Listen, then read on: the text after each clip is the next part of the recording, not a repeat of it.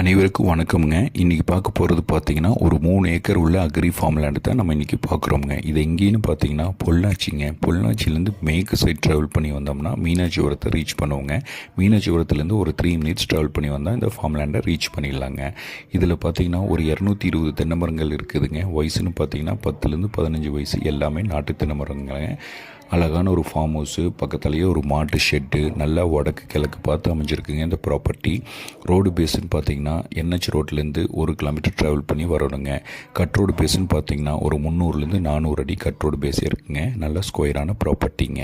Water சோர்ஸ்னு பார்த்தீங்கன்னா ஒரு 7 HP free service with separate கிணறோடு இருக்குங்க. அது இல்லாமல் 11 மாதம் வாய்க்கால் தண்ணி இருக்குங்க.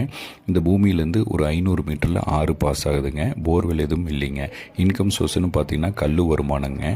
ஓனர் என்ன ரேட் கோட் பண்ணுறாருன்னா 60 லட்ச ரூபா ஃபைனல் கேட்குறாருங்க. வேறு ஏதாச்சும் டீட்டெயில் தேவைப்பட்டால் ஸ்க்ரீனில் தெரிய நம்பருக்கு கான்டாக்ட் பண்ணுங்கள். தேங்க்யூ.